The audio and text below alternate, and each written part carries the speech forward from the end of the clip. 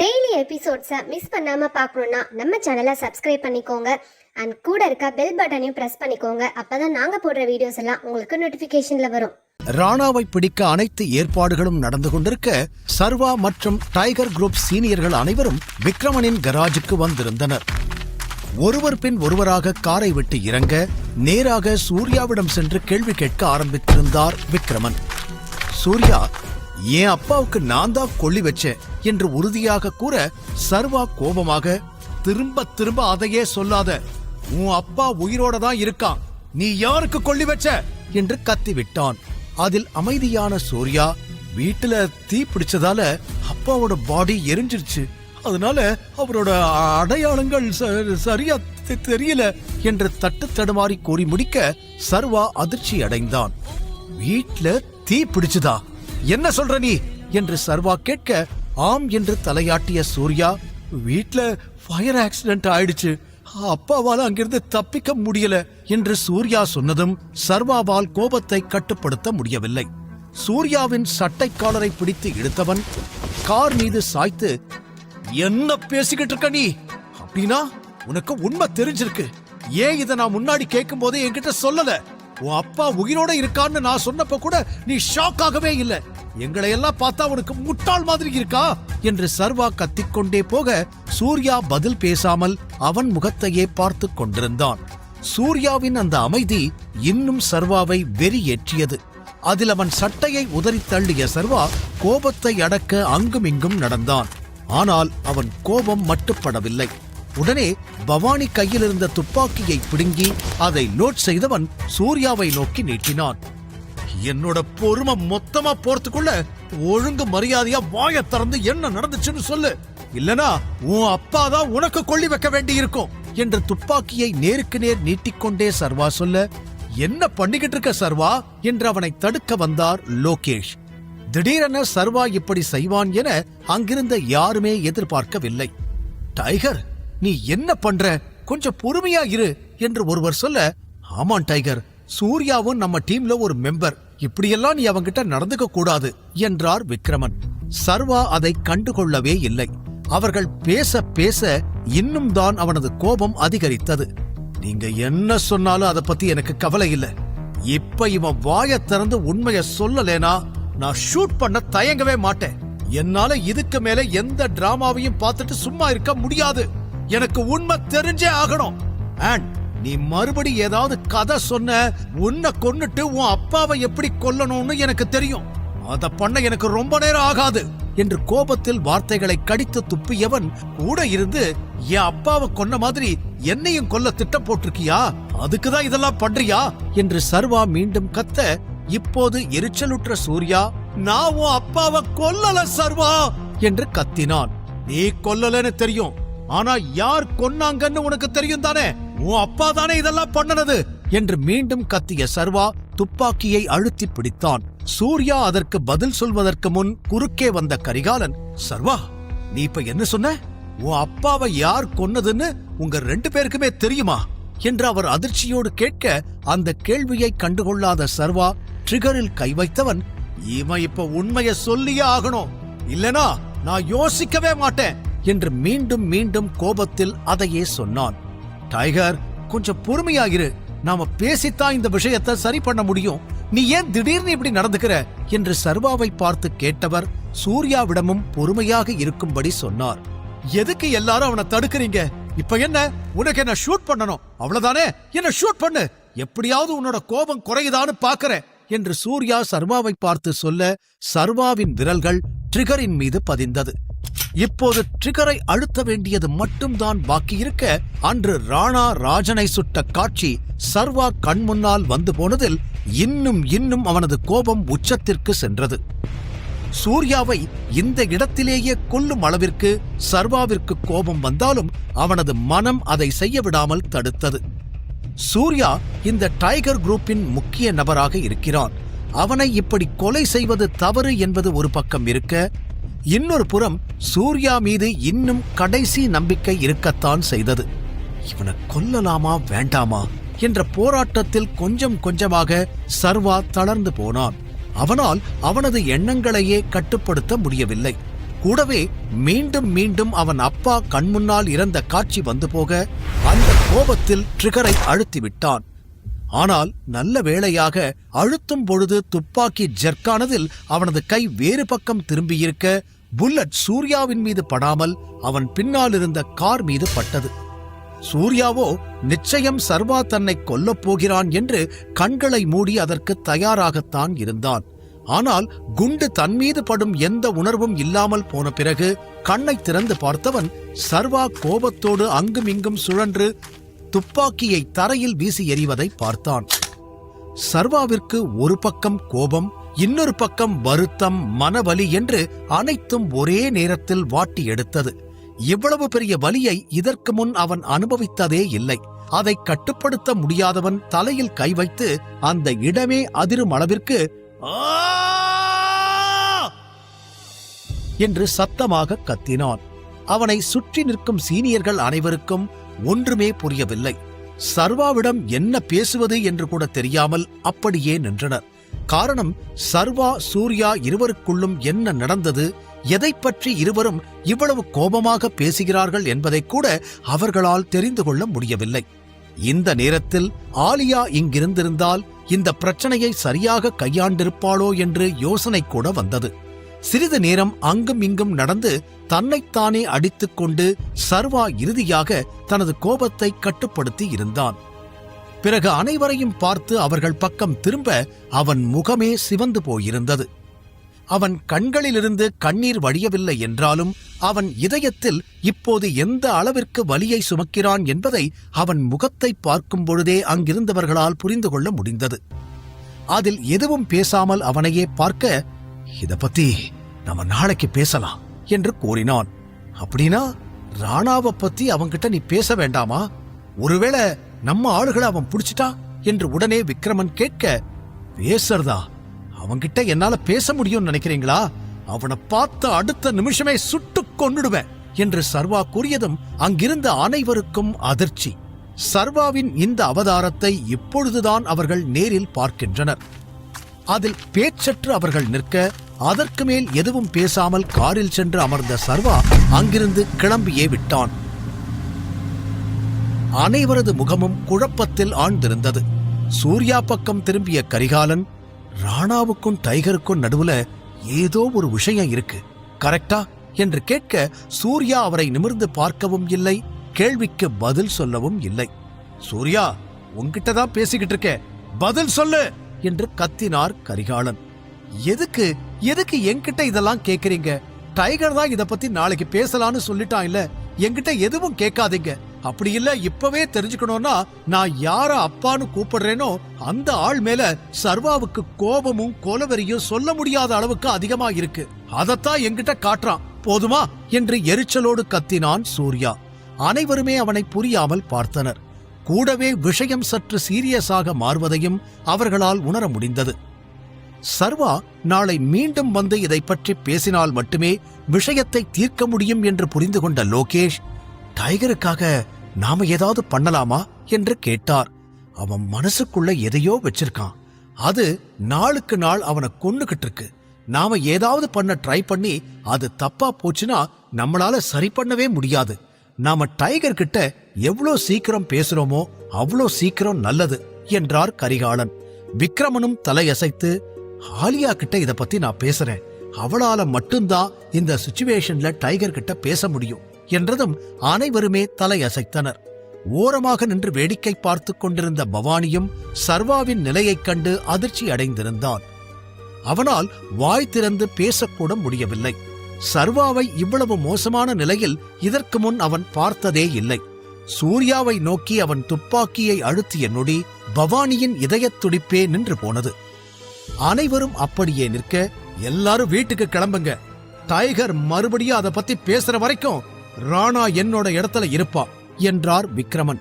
அனைவரும் தலையசைத்துவிட்டு அங்கிருந்து கிளம்ப ஆரம்பித்தனர். இன்னொரு புறம் பவானி ஏற்கனவே வேறொரு திட்டத்தை பற்றி யோசிக்க ஆரம்பித்திருந்தான். சர்வாவிற்கு சிவானியை எவ்வளவு பிடிக்கும் என அவனுக்கு நன்றாக தெரியும்.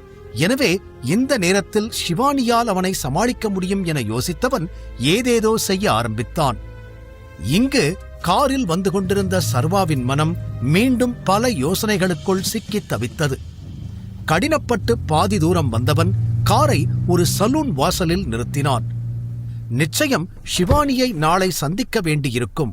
அப்போது தன்னுடைய முடி பழையபடி மாறியிருக்க வேண்டும் என அந்த நிலையிலும் சிந்தித்தவன் முடி வெட்டுவதற்காகவே அங்கு சென்றிருந்தான்.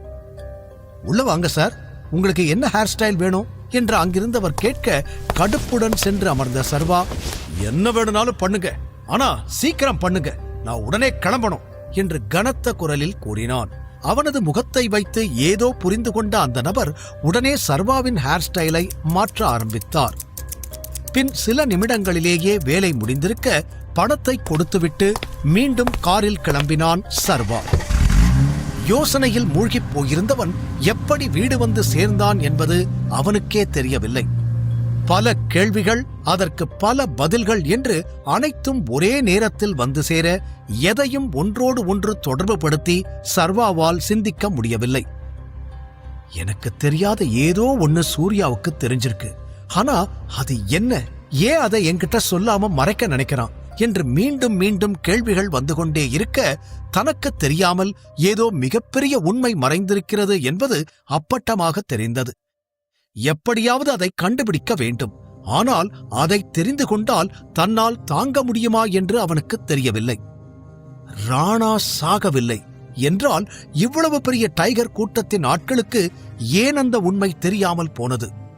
திடீரென்று அனைத்தையும் இழந்து தான் எதற்கு ஆசிரமத்திற்கு செல்ல வேண்டும்? ஏன் யாருமே தன்னை தேடி கண்டுபிடிக்கவில்லை? திடீரென்று ராணா வீட்டில் தீப்பிடித்தது என்ற உண்மை ஏன் வெளிவருகிறது என்று ஒன்றுக்கு ஒன்று முரணான விஷயங்களை சர்வாவால் கோர்த்து யோசிக்கவே முடியவில்லை. சூர்யா வாயை திறக்காமல் எதையும் கண்டுபிடிக்க முடியாது என்ற யோசனையோடு காரை விட்டு மெல்ல இறங்கினான். இதற்கு மேல் இதை பற்றி சிந்தித்தால் தலையே வெடித்துவிடும் என்ற நிலையில் இருந்தான். எனவே யோசனைகளையெல்லாம் தனக்குள்ளேயே அழுத்திக் கொண்டவன் வீட்டிற்குள் நுழைந்து நேராக அறையை நோக்கிச் செல்ல சமையல் அறையிலிருந்து பாத்திரங்கள் உருளும் சத்தம் கேட்டது. பாரதி தனக்காக சமைக்கிறார் என்று தெரிந்து கொண்டவனுக்கு இப்போது பசியே இல்லை.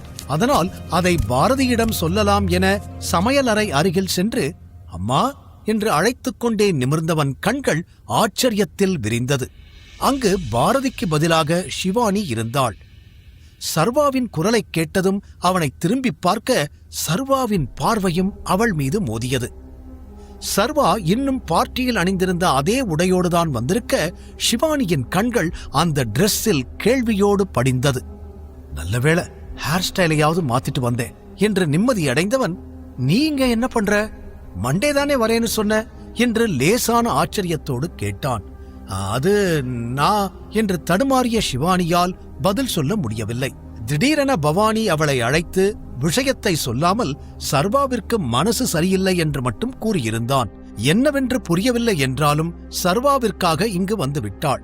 ஆனால் இப்போது அதை எப்படி கூறுவது என யோசித்தவள், அது நான் அம்மாவை தேடி வந்தேன், ஆனா அவங்கள காணோம், அதான் டின்னர் ரெடி பண்ணலாமேன்னு பண்ணிக்கிட்டு இருந்தேன், அவங்க வந்த உடனே சாப்பிடுவாங்கல்ல அதுக்காகத்தான் என்று ஏதோ சொல்லி சமாளிக்க பெருமூச்சுடன் அவளை பார்த்த சர்வா, நீ பொய் சொல்றேன்னு எனக்கு நல்லா தெரியுது ஷிவானி, அது கூட என்னால கண்டுபிடிக்க முடியாதா என்று கேட்டான். அதில் பார்வையை தாழ்த்திக் கொண்டவள், நான் உன்னை பார்க்கத்தான் வந்தேன், உனக்குதான் டின்னர் ரெடி பண்ணிக்கிட்டு இருக்கேன் என்று கூறினாள்.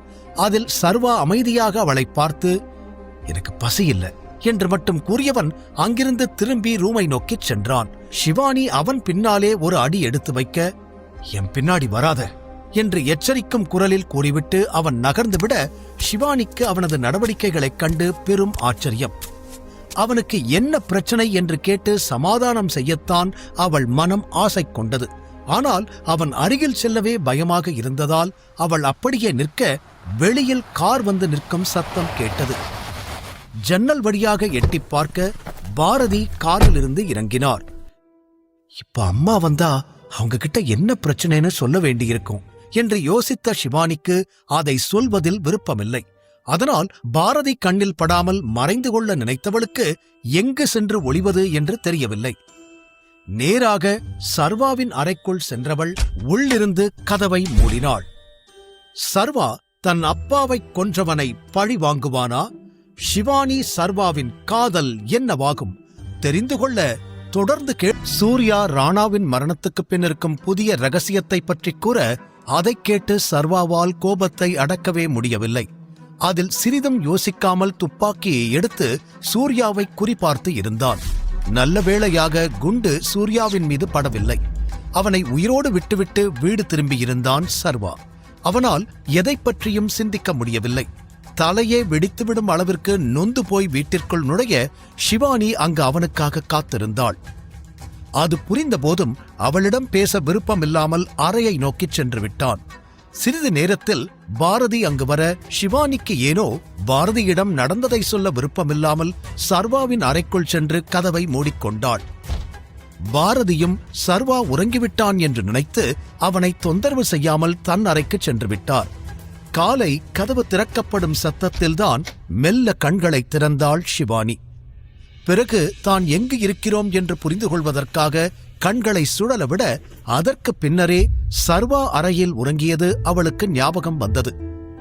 திடீரென கதவு திறக்கப்பட்டதில் அவள் பதற்றத்துடன் அவனை பார்க்க, சர்வா என்று அழைத்துக் கொண்டே கதவை திறந்த பாரதி ஷிவானியை பார்த்ததும் அப்படியே அமைதியாகிவிட்டார்.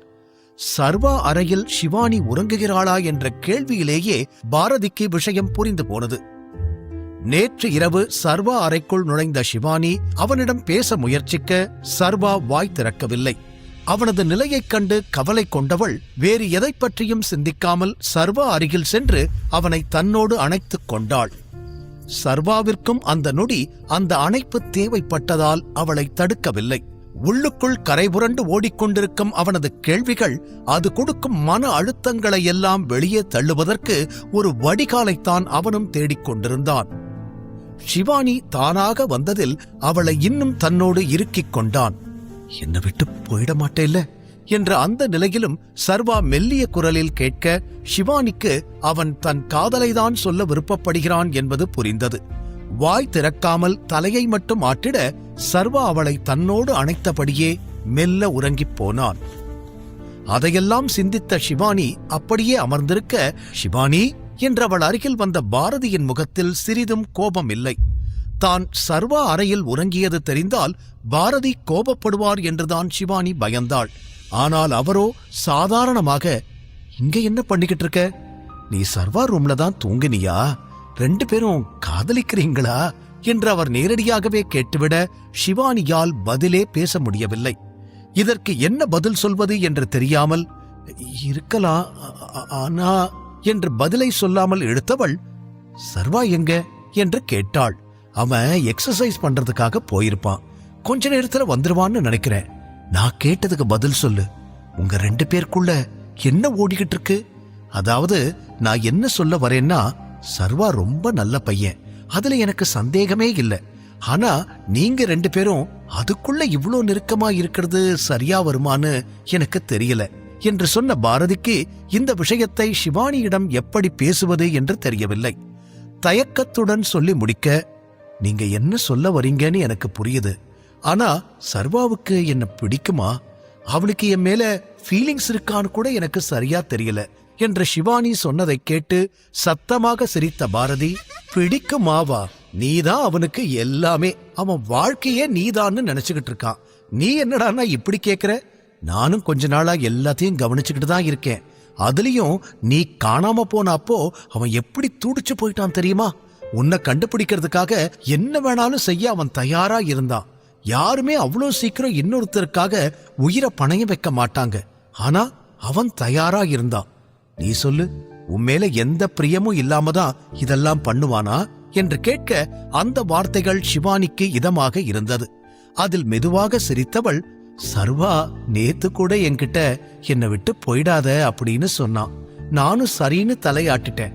ஆனா இது உண்மையாலுமே ப்ரொபோசல் தானா இல்ல ஏதாவது யோசனையில அந்த மாதிரி தெரியாம சொல்லிட்டானான்னு எனக்கு தெரியல. நான் உடனே ஓகேன்னு சொல்லி இருக்க கூடாதுன்னு இப்ப தோணுது என்று சொன்ன ஷிவானி நேற்று நடந்ததை பற்றியே சிந்தித்துக் கொண்டிருந்தாள். சர்வா சொன்ன உடனே தான் அதற்கு ஓகே சொல்லி இருக்க கூடாது என்று இப்போது அவளுக்கு தோன்றியது. அதைவிட பவானி சொன்னதை கேட்டு, நான் இங்க வந்திருக்கவே கூடாது என்று கூற அவள் சொன்னதை கேட்டு மறுப்பாக தலையசைத்த பாரதி, சர்வா ஒன்னும் சின்ன பையன் கிடையாது, ஏதோ ஒரு வேகத்துல உன்கிட்ட அந்த மாதிரி எல்லாம் பேசுறதுக்கு. என்ன செய்யறதா இருந்தாலும் அவன் 1க்கு 100 தடவை யோசிச்சுதான் செய்வான். அது எவ்வளவு சின்ன விஷயமா இருந்தாலும் அவன் யோசிக்காம செய்யவே மாட்டான். அவன் சந்தோஷமா இருந்தாலும் கோபமா இருந்தாலும் வருத்தமா இருந்தாலும் என்ன பேசுறோம் என்ன செய்யறோன்னு அவனுக்கு நல்லாவே தெரியும். அதனால நீ இத பத்தி ரொம்ப யோசிச்சு குழப்பிக்காத. அவன் மனசுல என்ன இருக்கோ அதுதான் வார்த்தைகளா வந்திருக்கும். சரி பரவாயில்ல, எதுவா இருந்தாலும் இது உங்க 2 பேரோட வாழ்க்கை, நீங்க தான் முடிவெடுக்கணும். நான் போய் பிரேக்ஃபாஸ்ட் ரெடி பண்றேன், நீ வா என்று சொல்லி பாரதி அங்கிருந்து சென்றுவிட ஷிவானி மீண்டும் கட்டிலில் சாய்ந்தாள். பாரதி சொன்ன வார்த்தைகளையே திரும்ப திரும்ப சிந்தித்து பார்த்த அவளுக்கு அவர் சொல்வது சரி என்றும் தோன்றியது. என்னை விட அம்மாவுக்கு தான் சர்வாவை பத்தி எல்லாமே தெரியும். அவங்களே இப்படி சொல்லும்போது இதுக்கு மேல நான் ஏன் கன்ஃபியூஸ் ஆகணும்? சர்வா என்கிட்ட சொன்னது உண்மைதான் என்று இறுதியாக ஒரு முடிவிற்கு வந்தாள். ஷிவானி மற்றவர்களைப் போல பணத்தால் மனிதர்களை எடை போடும் பழக்கம் இல்லாதவள். அவனிடம் பணம் இருந்தாலும் இல்லை என்றாலும் அவன் குணம் இதுதான் என்பதை புரிந்து கொண்டாள். சிறிது நேரத்தில் வெளியில் சென்றிருந்த சர்வா வீடு திரும்பி இருந்தான். நேராக சமையலறைக்கு செல்ல பாரதி அங்கு இருந்தார். பாரதி நிச்சயம் தானும் ஷிவானியும் பழகுவதை கவனித்திருப்பார் என சர்வாவிற்கு நன்றாக தெரியும். அதனால் பாரதி முன்னிலையில் அதை காட்டிக் கொள்வதில் அவனுக்கு எந்த பிரச்சனையும் இருந்தது இல்லை.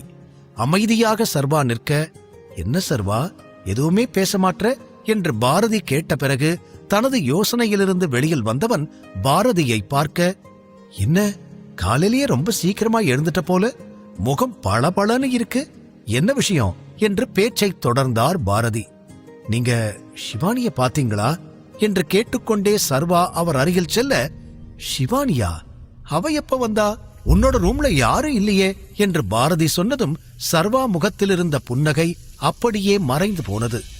அவ போயிட்டாளா என்றவன் பதட்டமடைய அதை கேட்டு சிரித்த பாரதி, நான் சும்மா சொன்னேன், அவ ரூம்ல தான் இருக்கா, இப்பதான் அவகிட்ட பேசிட்டு வரேன் என்று சொல்லிவிட்டு மீண்டும் தன் வேலைகளை பார்க்க அதை புரிந்து கொண்டு சிரித்த சர்வா, எதுக்குமா நீங்க இப்படியெல்லாம் கேம் விளையாடிக்கிட்டு இருக்கீங்க என்று கேட்டதும் பாரதியும் சிரித்துவிட்டு, நீ டைகர், பெரிய பெரிய கேம் எல்லாம் விளையாடுவ, உங்க அம்மானா இந்த மாதிரி சின்ன விளையாட்டு கூடவா விளையாட மாட்டேன் என்று மீண்டும் சிரிக்க, இல்லல்ல நீங்க ஷிவானிக்கு அம்மாவா இருங்க இல்ல எனக்கு அம்மாவா இருங்க, 2 பேருக்கும் நீங்க எப்படி அம்மாவா இருக்க முடியும்? அப்படி இருக்கணும்னு நீங்க நினைச்சா எங்க 2 பேருக்கும் நடுவுல இருக்கிற ரிலேஷன்ஷிப் ஒரு மாதிரி இருக்கும். நல்லா ஞாபகம் வச்சுக்கோங்க, ஷிவானிக்கு நான் தான் டைகர்னு தெரியவே கூடாது என்று சர்வா சொல்லிக்கொண்டே போக அதை கேட்டு சிரித்த பாரதி, நான் ஷிவானி அம்மாதான், ஆனா உன்னோட அம்மாவாவும் இருக்கலாம், எப்படி தெரியுமா, மாமியாரும் அம்மாதானே என்று பாரதி சிரித்துக்கொண்டே அவனை திரும்பி பார்க்க அவர் சொன்னதை கேட்டு ஆச்சரியமடைந்த சர்வா, உங்களுக்கு இதுல எந்த பிரச்சனையும் இல்லையா? ஷிவானி உங்க பொண்ணு, அவ என் கூட பழகிறது உங்களுக்கு தப்பா தெரியலையா என்று நம்ப முடியாமல் நேருக்கு நேராகவே கேட்டுவிட, இல்ல சர்வா, எனக்கு இதுல பரிபூர்ண சம்மதம். சொல்லப்போனா இதத்தான் நான் ஆரம்பத்திலிருந்தே ஆசைப்பட்டேன். நீங்க 2 பேரும் ஏன் இன்னும் மனசுல இருக்கிறத வெளிப்படையா சொல்லாம இருக்கீங்கன்னு எனக்கு புரியவே இல்லை என்று பாரதி கேட்டதும், அதுக்கு ஒரு காரணம் இருக்கு, நான் உங்ககிட்ட அதை பத்தி இன்னும் சொல்லல. இதுக்கு முன்னாடி நான் கல்யாணம் பண்ணி இருந்த அந்த பொண்ணு வேற யாரும் இல்ல, ஷிவானியோட ஃப்ரெண்டு தான். அதனால தான் இதுவரைக்கும் ஷிவானி கிட்ட என்னால அதை பத்தி பேச முடியல என்று சர்வா தனது தயக்கத்தை பற்றி சொல்ல, அப்படியா, அப்போ நேத்து நைட் என்ன நடந்துச்சு என்று இடுப்பில் கை ஊன்றி கேட்டார் பாரதி. அந்த கேள்வியில் தடுமாறிய சர்வா உடனே முகத்தை வேறு பக்கம் திருப்பிக் கொண்டு, ஒண்ணு இல்லையே, நீங்க எதுக்கு இப்படிலாம் கேக்குறீங்க, அவ சும்மாதானே ரூமுக்கு வந்தா என்று படபடப்புடன் சொன்னவன், அப்புறம் நல்லா கேட்டுக்கோங்கம்மா, நான் ஷிவானிய யாருக்கும் விட்டு கொடுக்க மாட்டேன், அவ இந்த டைகருக்கு மட்டும்தான் சொந்தம் என்று இறுதியாக சர்வா சொல்ல, இப்பதான் உனக்கு வாழ்க்கையில எது முக்கியம்னு புரிய ஆரம்பிச்சிருக்கு. எதுக்கு முன்னுரிமை கொடுக்கணும்னு நீ புரிஞ்சுக்கிட்டா எனக்கு அதுவே போதும். மத்த தேவையில்லாத விஷயங்களை எல்லாம் ஒதுக்கி வச்சுட்டு நீ சந்தோஷமா இருக்கிறதுக்கான வழியை மட்டும் பாரு என்று பாரதி கூற, சர்வா அவர் எதை பற்றி பேசுகிறார் என்று புரிந்து கொண்டதால் வாயே திறக்கவில்லை. ஷிவானியிடம் என்ன பேசுவது என்பதை சிந்தித்துக் கொண்டு, நான் உங்ககிட்ட அப்புறம் பேசுறேன் என்று சமையல் அறையிலிருந்து வெளியே வந்தான். அவன் வெளியே வரும் நேரம் சரியாக ஷிவானியும் அறையிலிருந்து வெளியில் வர, சர்வா அவளுக்காக வாங்கி வைத்திருந்த உடையைத்தான் இப்போது அவள் அணிந்திருந்தாள். அதுவே அவளது சம்மதத்தை கூறியது. சர்வா அருகில் வந்தவள், இன்னைக்கு நம்ம வெளியில போறோம், வேற எந்த பிளானும் வச்சுக்காத என்று கூறினாள். அவள் நெற்றியில் முத்தமிட்ட சர்வா, எங்க போறோம் என்று கேட்டதும், நான் உன்கிட்ட டைகர் பத்தி ஒரு முக்கியமான விஷயம் பேசணும், எனக்கு தெரிஞ்ச ஒரு ரெஸ்டாரண்ட் இருக்கு, நம்ம அங்கேயே போலாம் என்று சிவானி கூறியதும் சரி என்று தலையாட்டினான். 12 மணிக்கு ரெடி ஆயிரு, அதுக்கு முன்னாடி எங்கேயும் போகாத, 2 o'clock நம்ம அங்கிருந்து கிளம்பிடலாம், அதுக்கப்புறம் நீ எங்க வேணாலும் போ என்று சிவானி சொல்லிக்கொண்டே போக சரி என்று சிரித்தான் சர்வா. அதில் அவன் கன்னத்தை கிள்ளியவள், நீ சிரிக்கும் போது ரொம்ப அழகா இருக்க என்றாள். 2 பேரும் உங்க கொஞ்சல் எல்லாத்தையும் முடிச்சிட்டீங்கன்னா சாப்பிட வரீங்களா என்று தூரத்திலிருந்து பாரதியின் குரல் கேட்க இருவரும் வெட்கத்தோடு சிரித்துக் கொண்டனர். நான் குளிச்சுட்டு வரேன், நீ போய் சாப்பிடு என்று சிவானியை அனுப்பி வைத்தவன் தன் அறையை நோக்கி சென்று விட்டான். அதே நேரம் காலையிலேயே ஒரு மேகசினை கொண்டு வந்த தீரஜ் அதை வேதிகா முன்னால் தூக்கி எறிய அதை எடுத்து படித்தாள் வேதிகா. அதன் ஹெட்லைனில், டைகரிடம் நிறைய பணம் இருக்கு, டைகர் 2 பொண்ணுங்க கூட டான்ஸ் ஆடி இருக்கிறார், டைகர் என்ட்ரி தான் இதுவரைக்கும் இந்த உலகம் பார்த்த powerful entry, tiger new president of billionaire club என்று மாறி மாறி அதில் எழுதப்பட்டிருக்க அனைத்தையும் பார்த்த வேதிகா, இதெல்லாம் வச்சு நான் என்ன பண்றது என்று கேட்டாள். நிறைய பண்ண வேண்டியிருக்கு, தீரஜ் என்ன சொல்ல வரான்னு எனக்கு நல்லா தெரியுது, அதேதான் என் மனசுலயும் ஓடுது. டைகர் உன்னுடைய 2 ஃப்ரெண்ட்ஸ் கூட டான்ஸ் ஆடி இருக்கான், சிவானி கூட டைகர் டான்ஸ் ஆடி இருக்கான், யாருக்குமே கிடைக்காத வாய்ப்பு உன்னுடைய ஃப்ரெண்டுக்கு கிடைச்சிருக்கு, ஆனா நீ இங்க வீட்ல உட்கார்ந்திருக்க என்று சொல்லிக்கொண்டே அம்பிகா அங்கு வர வேதிகா அவரை முறைத்து பார்த்தாள். எனக்கு புரியவே இல்ல, எங்கேயோ யாரோ ஏதோ பண்ணாங்கன்னு எதுக்கு எம்மேல கோவப்படுறீங்க என்று வேதிகா கேட்க, முட்டாள் மாதிரி பேசாத, நீ மட்டும் நேத்து என் கூட வந்திருந்தா உன் ஃப்ரெண்ட்ஸுக்கு பதிலா டைகர் உன்னை செலக்ட் பண்ணி இருக்க எவ்வளவோ வாய்ப்பு இருக்கு தெரியுமா என்றான் தீரஜ். அப்படியா, உனக்கு அவ்வளோ கவலையா இருந்ததுன்னா பேசாம நீ ஒரு கவுன போட்டுக்கிட்டு பொண்ணுங்க கூட போய் நிக்க வேண்டியதுதானே, டைகர் உன்னை செலக்ட் பண்ணி உன் கூட டான்ஸ் ஆடி இருப்பாரு, எதுக்கு தேவையில்லாம என்ன தொந்தரவு பண்ற என்று பதில் சொல்வதாக நினைத்து வேதிகா பேசியது தீரஜின் கோபத்தை இன்னும் அதிகரித்தது. மென்டல் மாதிரி பேசாத, நான் என்ன சொல்றேன்னு உனக்கு புரியுதா இல்லையா, நீ உன் மனசுல என்னதான் நினைச்சுக்கிட்டு இருக்க, உன் வாழ்க்கைக்கு ஒரு நல்ல வழி தேடறதுக்காக தான் நாங்க 2 பேரும் இதெல்லாம் சொல்றோம். அந்த சர்வா மொத்தமா இந்த வீட்டை விட்டு போயிட்டான், ஆனா நீ இன்னும் அவனை மறக்காம அவனை நினைச்சுக்கிட்டு இருக்க என்று தீரஜும் அம்பிகாவும் மாறி மாறி சொல்ல அவள் இருவரையும் முறைத்தாள்.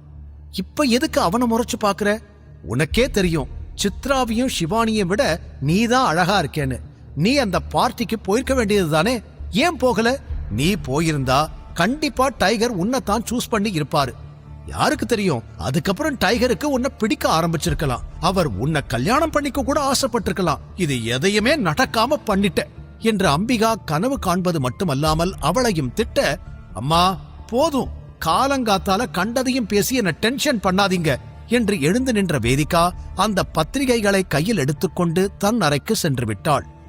ஆனால் அம்பிகா இன்னும் கூட நிறுத்தாமல் அவளை திட்டிக்கொண்டே இருக்க எதையும் காதில் வாங்கிக் கொள்ளாத வேதிகா அறைக்குள் சென்று கதவை மூடியிருந்தாள்.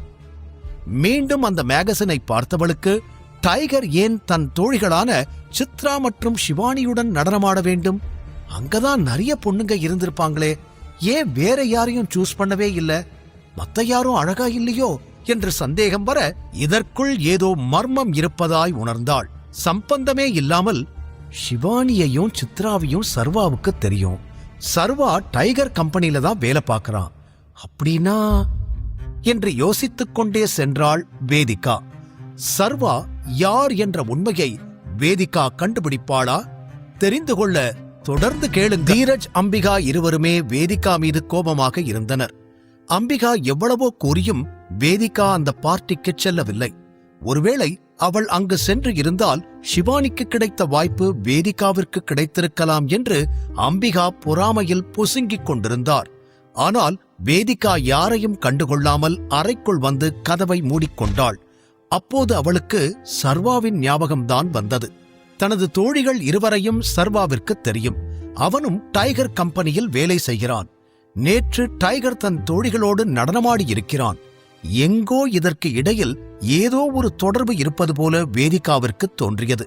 அதை பற்றி அவள் சிந்தித்துக் கொண்டிருக்க இன்னொரு புறம் ஷிவானியோடு ரெஸ்டாரண்ட்டுக்கு வந்திருந்தான் சர்வா.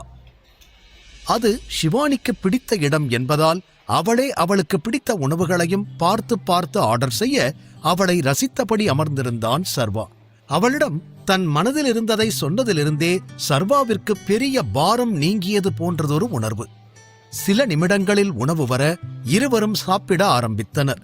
அப்போது ஏதோ யோசித்த ஷிவானி, அட, உன்கிட்ட சொல்லவே மறந்துட்டேன். நேத்து நான் பில்லியனர் கிளப்ல நடந்த பார்ட்டிக்கு போனேன். எனக்கு எப்படி இன்விடேஷன் வந்துச்சுன்னு எனக்கே தெரியல. ஒரு டெலிவரி பாய் திடீர்னு வந்து எனக்கு அந்த இன்விடேஷன் கொடுத்துட்டு போயிட்டான் என்று அவள் சிரித்துக் கொண்டே சொல்ல, அதை ஆச்சரியமாக கேட்பது போல பாவனை செய்தவன், அப்படியா, நேத்து நீ அந்த பார்ட்டிக்கு போனியா? என்ன பார்த்தா உனக்கு எப்படி தெரியுது? நீ என்ன சொன்னாலும் நம்புவேன்னு நினைச்சியா என்று கிண்டலாக கேட்க, இல்ல சர்வா, நான் நிஜமாத்தான் சொல்றேன் என்று மீண்டும் கூறிய ஷிவானி, இதுக்கே இப்படிங்கிற, அடுத்து என்ன நடந்துச்சுன்னு சொன்னா நீ சத்தியமா நம்பவே மாட்ட என்று அவள் சொல்ல, அப்படி என்ன நடந்துச்சு என சிரித்துக் கொண்டே கேட்டான். அடுத்து அவள் என்ன சொல்ல போகிறாள் என நன்றாக தெரிந்தாலும் சர்வா அவளை ஆர்வமாக பார்த்து கொண்டிருக்க மெல்ல அவன் அருகில் நெருங்கி வந்தவள், நேத்து அங்க நிறைய பொண்ணுங்க வந்திருந்தாங்க. ஆனா டைகர் டான்ஸ் ஆட யார சூஸ் பண்ணாரு தெரியுமா? என்னதான் சூஸ் பண்ணாரு. நீ இன்னைக்கு காலையில நியூஸ் எதுவுமே பார்க்கலையா? அங்க இருக்கிற எல்லாருமே என்னையத்தான் பார்த்துக்கிட்டு இருந்தாங்க. டைகர் என் கூட டான்ஸ் ஆடுனத என்னாலேயே இப்ப வரைக்கும் நம்ப முடியல என்று அவள் இன்னும் கூட ஆச்சரியம் நீங்காமல் கூற, அதை கேட்டு நக்கலாக சிரித்தவன், ஒருவேளை என் கண்ணுக்கு தெரிகிற மாதிரி டைகர் கண்ணுக்கும் நீ அழகா தெரிஞ்சிருக்கலாம் என்று அவன் சொன்னதும் வெட்கப்பட்டு சிரித்தவள், இன்னொரு விஷயமும் உன்கிட்ட சொல்லணும். எனக்கு கிடைச்ச அந்த சான்ஸை யூஸ் பண்ணி டைகர் கிட்ட நான் என்ன கேட்டேன் தெரியுமா என்று அடுத்த கேள்வியை கேட்க மீண்டும் ஆச்சரியத்தோடு அவளை பார்ப்பது போல பார்த்தவன், என்ன கேட்ட என்றான். நான் இப்போ என் அப்பா கம்பெனில தானே வேலை பார்த்துக்கிட்டு இருக்கேன். அங்கிருந்து வெளியே வரணும்னு முடிவு பண்ணிட்டேன். என்ன இருந்தாலும் அவர் அப்பா இல்லல்ல, அதான் நானே எனக்குன்னு சொந்தமா ஏதாவது பண்ணணும்னு பிளான் பண்ணிக்கிட்டு இருக்கேன். அதனால டைகர் கிட்ட அவரோட கம்பெனில வேலை கேட்டேன் என்று அவள் சொன்னதும் சர்வாவிற்கும் நேற்று அவள் கூறியது ஞாபகம் வந்தது. அந்த நொடி ஏன் திடீரென அவள் வேலை கேட்கிறாள் என்று அவனால் கேட்க முடியவில்லை. இப்போது ஓரளவிற்கு விஷயம் புரிந்திருக்க, ஆனா ஏன் நீ வேலையை விடணும்? அங்க வேலை செய்யறதுல என்ன பிரச்சனை? அது உன்னோட அப்பா கம்பெனி தானே என்று அவன் கேட்க, அதான் சொல்றேன் இல்ல, எனக்குன்னு சொந்தமா ஏதாவது இருக்கணும்னு, அதுக்காகத்தான். அது மட்டும் இல்ல, டைகர் நான் கேட்டதுக்கு ஓகே சொல்லிட்டாரு, எனக்கு கண்டிப்பா வேலை கிடைச்சிடும் என கூறிய அவள் குரலில் மகிழ்ச்சி அப்பட்டமாக தெரிந்தது. பிறகு அப்பா கம்பெனிய அப்படியே விட்டுட்டு போறது சரியில்லைன்னு எனக்கு புரியுது.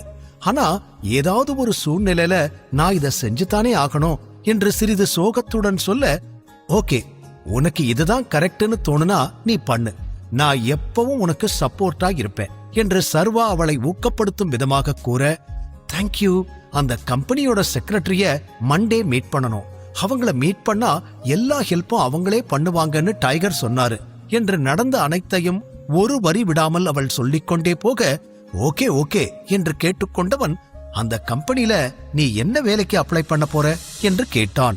அதற்கு யோசித்தவள், இப்ப வரைக்கும் நான் எதுவும் பிளான் பண்ணல, அங்க என்ன ரோல் இருக்குன்னு கேட்கணும், எதுவா இருந்தாலும் நான் நல்லா பண்ணுவேன், ஒரு நம்பிக்கை இருக்கு, பாப்போம் என்று அவள் கூறியதும் தலையாட்டிய சர்வா, நீ இவ்வளவு நாள் பிசினஸ் பண்ணிருக்க, உனக்கு மேனேஜ்மெண்ட் நல்லா தெரியும், சோ உனக்கு ப்ராஜெக்ட் மேனேஜர் ரோல் தான் கொடுப்பாங்கன்னு நினைக்கிறேன் என்று சர்வா சொல்ல, கமான் சர்வா, அவ்வளவெல்லாம் நம்ம கனவு காணக்கூடாது, அந்த கம்பெனில ஏற்கனவே ப்ராஜெக்ட் மேனேஜர் இருக்காங்க, வேணும்னா எனக்கு அசிஸ்டன்ட் ரோல் ஏதாவது கொடுக்கலாம், அதுக்கு மேல வேற எதுவும் அங்க கிடைக்க வாய்ப்பே இல்லை என்று அவள் கூறியதும் அதற்கும் சிரித்தவன், ஓகே, என்ன கிடைக்குதுன்னு பொறுத்திருந்து பாப்போம், என்ன ரோல் கொடுத்தாலும் நீ அதை சூப்பரா பண்ணணும், அதுதான் முக்கியம் என்று அவன் கூறியதும் சிரித்தவள், இரு, நான் வேற ஏதாவது ஆர்டர் பண்றேன் என்று மீண்டும் மெனு கார்டை கையில் எடுக்க, சர்வா கிருத்திக்கை வேலையை விட்டு தூக்குவதை பற்றி சிந்திக்க ஆரம்பித்திருந்தான்.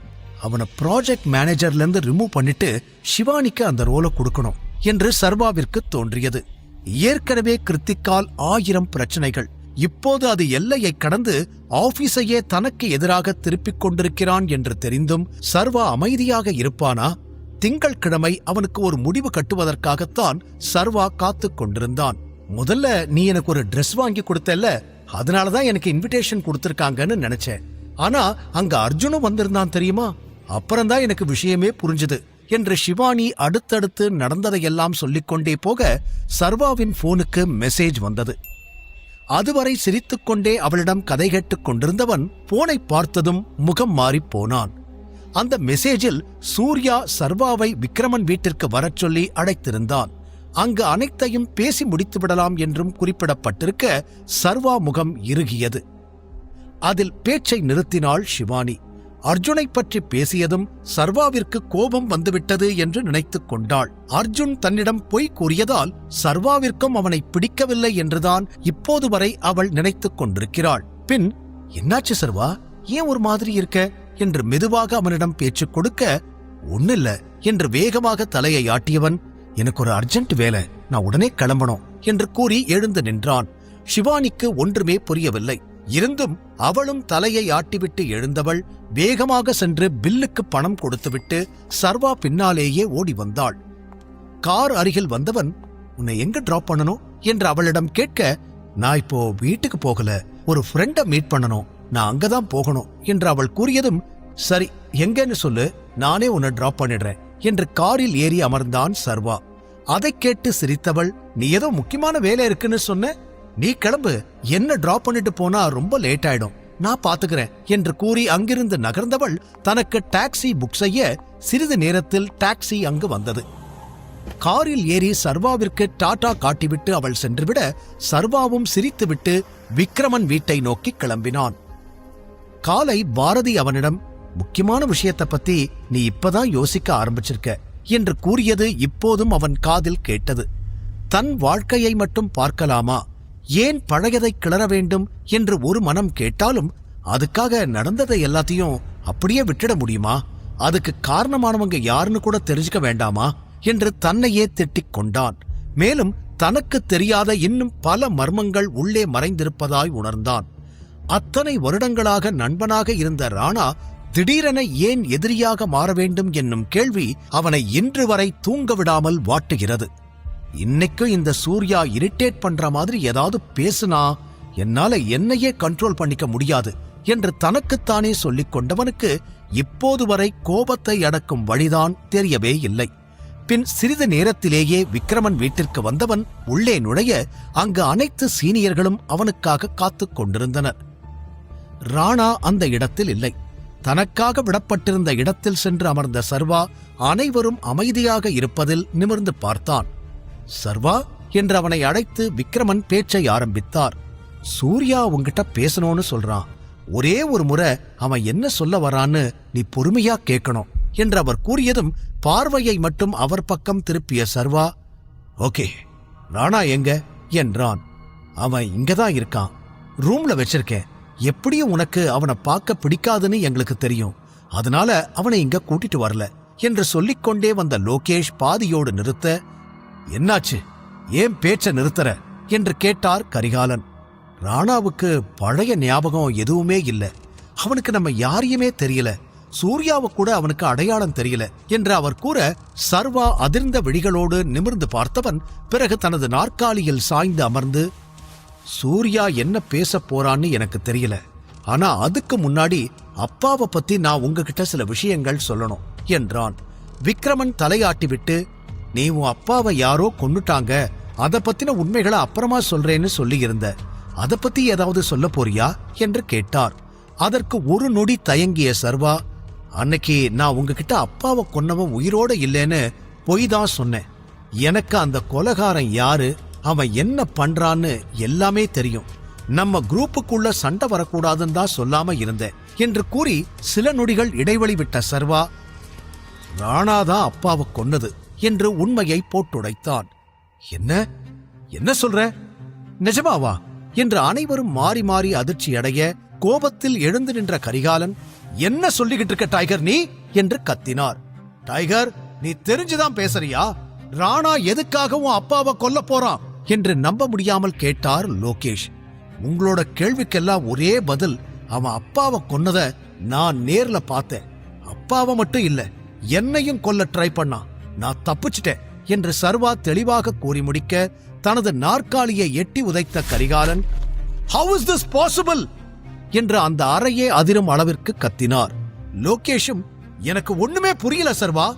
நீ சொல்றத பார்த்தா ஆதிசேஷன் நம்மளோட எதிரி கிடையாது, நமக்கு அவனை விட பெரிய எதிரி இருந்திருக்கான் என்று மாறி மாறி பேசிக்கொண்டே போக, எல்லாரும் கொஞ்சம் அமைதியா இருங்க. இந்த உண்மைய சொன்னா நம்ம குரூப்புக்குள்ள என்ன பிரச்சனை வரும்னு தெரிஞ்சுதான் டைகர் இவ்வளவு நாள் இத சொல்லாம இருந்திருக்கான். இப்ப நாம கொஞ்சம் பொறுமையா இருக்கணும். எமோஷன்ஸை எல்லாம் கண்ட்ரோல் பண்ணிக்கிட்டு சூர்யா சொல்றத நாம கேட்கணும் என்று விக்ரமன் அனைவரையும் சமாதானம் செய்ய வேறு வழியில்லாமல் கோபத்தை அடக்கிக் கொண்டு அமர்ந்தார் கரிகாலன். ஆனால் அவரால் சர்வா கூறிய உண்மையை கிரகிக்கவே முடியவில்லை. எவ்வளவு பெரிய விஷயம் நடந்திருக்கு. நாம எல்லாரும் முட்டாள் மாதிரி இவ்வளவு வருஷம் இத பத்தி எதுவுமே தெரியாம இருந்திருக்கோம். எனக்கு யார் சொல்றதையும் கேட்க விருப்பம் இல்ல. முதல்ல ராணா எங்க, அவனை கூட்டுவாங்க. அவன் எதுக்கு இப்படி ஒரு காரியத்தை பண்ணான்னு அவன்கிட்ட நான் நேர்லயே கேட்கிறேன். ராஜனை கொன்னது மட்டும் இல்லாம நம்ம டைகரையும் கொல்ல முயற்சி பண்ணி இருக்கான். அந்த அளவுக்கு அவனுக்கு என்ன கோபம்? எதுக்கு இந்த கொலை வெறி? எனக்கு தெரிஞ்சே ஆகணும் என்று கத்திய கரிகாலன் சொன்ன அதே வார்த்தைகள்தான் அங்கிருந்த அனைவர் மனதிலும் ஓடிக்கொண்டிருந்தது. தங்களோடு ஒருவனாக இருந்த ராணா இப்படி ஒரு காரியத்தை செய்திருப்பான் என அவர்களால் நம்பவே முடியவில்லை. சர்வா மட்டுமல்ல, அங்கிருக்கும் அனைவருக்குமே இப்போது ராணாவை தங்கள் கையால் கொல்லும் அளவிற்கு கோபம்தான் கட்டுக்கடங்காமல் கரை புரண்டு ஓடியது. அனைவரையும் நிமிர்ந்து பார்த்த சர்வா, "எனக்கும் உங்க அளவுக்கு அதே கோபம் இருக்கு. ஆனா அது எல்லாத்துக்கும் மேல குழப்பமும் அதிகமா இருக்கு. ராணா ஏன் இப்படி ஒரு காரியத்தை பண்ணணும்? அதுக்கான பதில் எனக்கு தெரிஞ்சே ஆகணும்" என்றவன், "அதை விட இன்னொரு முக்கியமான விஷயம். இத பத்தி நான் சூர்யா கிட்ட சொன்னப்போ அவன் முகத்துல சின்ன அதிர்ச்சி கூட இல்ல. அப்படின்னா என்ன அர்த்தம்? அவனுக்கு அவனோட அப்பா, அந்த கொலகார ராணாதான் என் அப்பாவை கொன்னாங்கிற விஷயம் முன்னாடியே தெரிஞ்சிருக்குன்னு தானே அர்த்தம்" என்று சர்வா கத்த, அங்கு வந்து நின்ற சூர்யாவின் மீது அனைவரது பார்வையும் கோபத்தோடு படிந்தது. சூர்யா மறைக்கும் உண்மை என்ன? தெரிந்து கொள்ள தொடர்ந்து கேளுங்கள். சூர்யா தனக்கு தெரிந்த அனைத்து உண்மைகளையும் சர்வாவிடம் கூறுவதற்கு தயாராக இருந்தான். அதற்காக சர்வாவை விக்ரமன் வீட்டிற்கும் அழைத்திருந்தான். அனைத்து சீனியர்கள் முன்னிலையிலும் ராணாதான் தன் அப்பாவை கொன்றது என்ற உண்மையை போட்டுடைத்த சர்வா, கூடவே சூர்யாவுக்கு இதுல சம்பந்தம் இருக்கு, அவனுக்கு இத பத்தி ஏற்கனவே தெரிஞ்சிருக்கு என்றும் கூறியிருக்க, அதை கேட்டு அனைவரும் அதிர்ச்சி அடைந்தனர். சூர்யாவையும் அதே அதிர்ச்சியுடன் பார்த்தனர். லோகேஷுக்கு பேச்சே வரவில்லை. இன்னொரு புறம் கோபத்தை கட்டுப்படுத்த முடியாத கரிகாலன் வேகமாக எழுந்து சூர்யாவின் சட்டையை பிடித்தவர், "உனக்கு எல்லாம் தெரியுமா? சொல்லு, உனக்கு எல்லாம் தெரியுமா? தெரிஞ்சு இவ்வளவு நாள் வாயை மூடிக்கிட்டு இருந்தியா? ஏன் இப்படி பண்ண?" என்று கத்தினார். சூர்யாவிடமிருந்து எந்த பதிலும் வரவில்லை. விக்ரமன் எழுந்து வந்து கரிகாலனை தடுத்தவர், "கொஞ்சம் பொறுமையா இருங்க, விஷயம் இன்னும் முடியல. அவன் என்ன சொல்றான்னு பொறுமையா கேட்டுட்டு ஒரு முடிவெடுப்போம்" என்று மெதுவாக சமாதானம் செய்ய சூர்யாவை முறைத்துவிட்டு மீண்டும் தனது இடத்தில் வந்து அமர்ந்தார். "இதைவிட ஒரு மோசமான செய்திய இதுவரைக்கும் என் வாழ்க்கையில நான் கேட்டதே இல்ல. டைகர் மட்டும் இல்ல, எனக்கே இப்ப உன்னை சுட்டு கொன்னா கூட கோபம் குறையாது. அந்த அளவுக்கு நீயும் அப்பாவும் சேர்ந்து பெரிய தப்பு பண்ணிருக்கீங்க. வெளியில இருக்கிற எதிரியை எல்லாம் சமாளிக்கிற நாம கூடவே இருக்கிற எதிரிய கண்டுக்காம விட்டுட்டோம். எவ்வளவு பெரிய முட்டாள்கள் நாம எல்லாம்" என்று பற்களை கடித்துக்கொண்டு கரிகாலன் பேசிக்கொண்டே இருந்தார். "கொஞ்சம் பொறுமையா இருங்க கரிகாலன். இந்த மாதிரி தப்பு பண்றவங்கள நம்ம மாஃபியா வழக்கப்படிதான் தண்டிக்கணும்" என்று லோகேஷ் கூறினார். அனைவருமே சூர்யாவை வெறுப்புடன் பார்க்க பார்வையை தாட்டிக் கொண்டான்.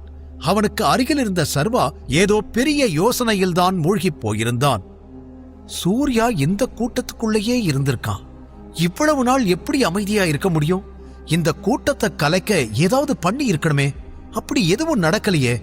ராணா மாதிரி ஒரு சீனியர் எதுக்காக அப்பாவை கொல்லணும்? அதுக்கு மேல ராணா அப்பாவை கொல்லாம இருந்தா இந்நேரம் அவர் உயிரோட இருந்திருப்பாரு. நானும் கஷ்டப்படாம என் அப்பா கூட சந்தோஷமா வாழ்ந்திருப்பேன். என்ன ஆனாலும் சரி, ராணாவுக்கு பின்னாடி என்ன காரணம் இருந்தாலும் இத்தனை வருஷம் நான் அனுபவிச்ச கஷ்டத்துக்கு பதிலுக்கு பதில் பண்ணாம விடவே மாட்டேன் என்று சர்வா தனக்குள்ளே சொல்லிக் கொண்டிருந்தான். இன்னொரு புறம் கரிகாலனும் சூர்யா ராணா இருவரையும் முன்பே கொலை செய்திருக்க வேண்டும் என்ற அளவிற்கு கோபத்தில் கொதித்துக் கொண்டே இருந்தார். பல நாட்கள் கழித்து செய்த தவறுகளுக்கெல்லாம் தண்டனை ஏற்கும் நாள் நெருங்கிவிட்டது. சர்வாவுக்கு தெரியாமல் இதற்கு மேல் எதையும் மறைக்க முடியாது என்ற இக்கட்டில் மாட்டியிருந்தான் சூர்யா. மற்றவர்கள் கோபத்தை அடக்கிக் கொண்டு அமர்ந்திருக்க கரிகாலன் சூர்யாவையே முறைத்துக் கொண்டிருந்தார். நொடிக்கு நொடி சர்வாவை விட கரிகாலனின் கோபம்தான் அதிகரித்துக் கொண்டே இருக்க அனைவர் முகத்தையும் வைத்து அதையெல்லாம் புரிந்து கொண்ட விக்ரமன், டைகர், நீ ஏதாவது சொல்லணுமா என்று கேட்டார். அதற்கு தலையாட்டிய சர்வா, சூர்யாவுக்கு ராணாதான் என் அப்பா சாவுக்கு பின்னாடி இருந்தான்னு நல்லா தெரியும். அது இல்லாம அவனுக்கு வேற சில உண்மைகளும் தெரிஞ்சிருக்கு. அந்த உண்மையை இப்பவே சொல்லியே ஆகணும். ஒருவேளை இதுக்கு மேல அவன் மறைக்கணும்னு நினைச்சா நான் என்ன வேணாலும் பண்ணுவேன். என்னை யாராலும் தடுக்க முடியாது என்று அழுத்தம் திருத்தமாக சர்வா சொல்லிவிட பெருமூச்சுடன் நின்ற சூர்யா யாரையும் நேருக்கு நேர் பார்க்கவில்லை. ஒரு புறம் வருத்தம், இன்னொரு புறம் குற்ற உணர்ச்சி அவனை உள்ளுக்குள்ளேயே குத்திக் கொண்டு இருக்க மீண்டும் மூச்சை இழுத்துவிட்டு தன்னை நிதானப்படுத்திக் கொண்டவன், நீ சொல்றது உண்மைதான். நான் தெரிஞ்சேதான் எனக்கும் என் அப்பாவுக்கும் நடுவுல இருந்த ரகசியத்தை மறைச்சு வச்சிருக்கேன். அதுக்கு நான் மன்னிப்பு கேட்டுக்கிறேன். அவர் செஞ்சது தப்புன்னு எனக்கு தெரியும். ஆனா எல்லார்கிட்டயும் அதை சொல்லணும்னு எனக்கு தோணல. அதனால நான் சொல்லல என்று மெதுவாக பேச ஆரம்பித்த சூர்யா, என்னோட அப்பா டைகரோட அப்பாவை கொல்லாம இருந்திருந்தா நானும் அவ்வளோ பெரிய விஷயத்த பண்ணிருக்க மாட்டேன். நான் என்று அவன் சொன்னதும் நிமிர்ந்து பார்த்த விக்ரமன், நீ என்ன பண்ண? நீ எதை பத்தி பேசுற என்று கேட்டார். அது நானு என்று தயங்கிய சூர்யா, நான் என் அப்பாவை கொலை பண்ண முயற்சி பண்ணேன் என்றான். அதை கேட்டதும் பார்வையை மட்டும் உயர்த்திய சர்வா, இது என்ன புது கதை என்றான். கதை இல்ல, அதான் நிஜம். ராஜன் அங்கிள் இறந்ததும் நீ எங்கேயோ காணாம போயிட்ட. என்னால அதை தாங்கவே முடியல. அந்த கோபத்துல அப்பாவை கொல்லணும்னு நினைச்சேன். அதனால நான் தான் வீட்டுக்கு தீ வச்சேன் என்று சூர்யா சொன்னதும் சர்வா அவனை நிமிர்ந்து பார்த்தான். என்ன பேசிக்கிட்டு இருக்க நீ? சொல்றதெல்லாம் நம்புற மாதிரியா இருக்கு என்று மீண்டும் கோபத்தில் கத்தினான் கரிகாலன். பார்வையை நிமிர்த்தாமல் அப்படியே இருந்த சூர்யா, நான் சொல்றதுதான் உண்மை. அப்பாவோட பிஹேவியர் நாளுக்கு நாள் வித்தியாசமா மாறிக்கிட்டே இருந்துச்சு. நான் சர்வாவை பார்க்க போறேன்னு சொன்னா முதல்ல அவர்தான் என்ன அனுப்பி வைப்பாரு. ஆனா அப்போ சர்வா பேரை சொன்னாலே என்ன திட்டுவாரு, அடிப்பாரு. சர்வாவை பார்க்கணும்னு கேட்டாலே பெரிய பிரச்சனையாகிடும். எப்ப பாரு பாட்டி வீட்டுக்கு போகணும்னு சொல்லிக்கிட்டே இருப்பாரு. எனக்கு என்ன பண்றதுனே தெரியல என்று அவன் சொல்லிக்கொண்டே போக சர்வாவிற்கும் அந்த நாளின் நினைவுகள் கண் முன்னால் படமாய் ஓடியது. சர்வா, சூர்யா இருவரும் சிறு வயதில் இணை பிரியாத தோழர்களாக இருந்தனர். ஒன்றாக விளையாடுவது, ஒன்றாக சாப்பிடுவது, சில நேரங்களில் ஒன்றாக தூங்குவது என எப்போதும் ஒன்றாகவே இருந்தனர். இருவரும் நண்பர்களாக இருந்ததாலேயே சூர்யா சர்வாவின் நட்பு அழகாய் மலர்ந்தது. விக்ரமன், கரிகாலன் போன்ற மற்ற சீனியர்களோடு ஒப்பிடும்போது ராணா ராஜனுக்கு மிகவும் நெருக்கமாக இருந்தார். அந்த நாட்களில் நினைவில் மூழ்கிப்போன சர்வா, இதுதான் நீ ஏற்கனவே என்கிட்ட சொன்னியே என்று கூறினான்.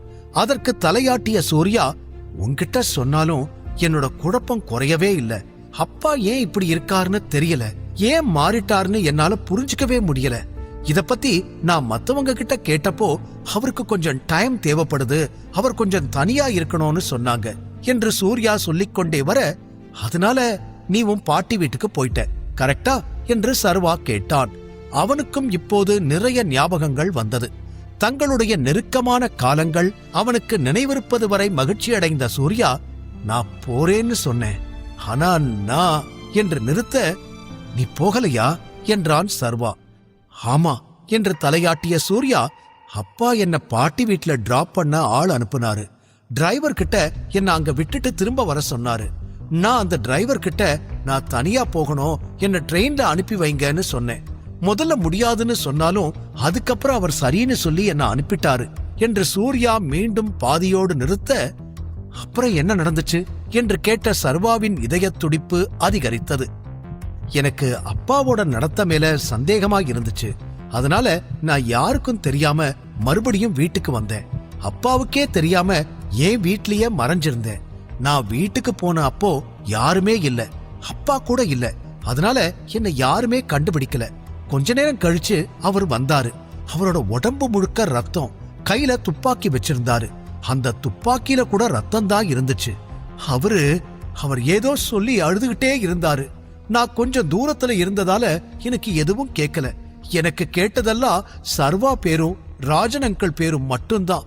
ரொம்ப நேரம் அவர் அதே மாதிரி அழுதுகிட்டு இருந்தாரு என்று பெருமூச்சோடு சில நொடிகள் இடைவேளை விட்ட சூர்யா, அப்புறம்தான் எனக்கு விஷயம் புரிஞ்சுது. உனக்கும் அப்பாவுக்கும் என்ன நடந்ததுன்னு அவர் வாயாலேயே சொன்னாரு. என் அப்பா தான் இந்த கொலைக்கு பின்னாடி இருக்காருன்னு எனக்கு அப்பவே தெரிஞ்சிருச்சு. என்னால அதை தாங்கவே முடியல. அவர்கிட்ட போய் என்ன நடந்துச்சு, ஏன் இப்படி பண்ணீங்கன்னு கேட்க கூட எனக்கு தோணல. எல்லாத்துக்கும் மேல நீ அதுல இருந்து தப்பிச்சிருப்பேன்னு எனக்கு அப்ப தெரியாது. நீயும் என்று தடுமாறிய சூர்யா, நீயும் இறந்துட்டேன்னு நான் நினைச்சேன் என்று சொல்லும் போதே அவனது கண்கள் கலங்கியது. சர்வாவின் கண்களும் கலங்கிட அதை யாருக்கும் காட்டாமல் மறைத்துக் கொண்டான். சூர்யாவையும் தேத்திட கைகள் பரபரத்தது. ஆனால் இப்போது எதுவும் செய்யக்கூடாது என அமைதியாக அமர்ந்து கொண்டான் சர்வா. பிறகு கண்ணீரை துடைத்துக் கொண்ட சூர்யா, அதுக்கப்புறம் அவர் நைட்டு தூங்க போயிட்டாரு. அப்புறம் யாருக்கும் தெரியாம பெட்ரோல் பாட்டிலோட அவர் ரூமுக்கு போனேன். அவரை சுத்தி பெட்ரோல் ஊத்தி நான் தான் தீ பத்த வச்சேன். அதுக்கப்புறம் ரூமை வெளியில இருந்து லாக் பண்ணிட்டு நான் அங்கிருந்து வந்துட்டேன். என்ன ஊருக்கு அனுப்புறதுக்காக ஏற்கனவே பிளைட் எல்லாம் ரெடி பண்ணி இருந்தாங்க. எப்படியோ யாருக்கும் தெரியாம அங்கிருந்து நான் எஸ்கேப் ஆயிட்டேன் என்று சூர்யா சொல்லி முடிக்க அந்த இடத்தில் பெரும் அமைதி நிலவியது. அனைவருமே பேச்சற்று சூர்யாவையே பார்த்தனர்.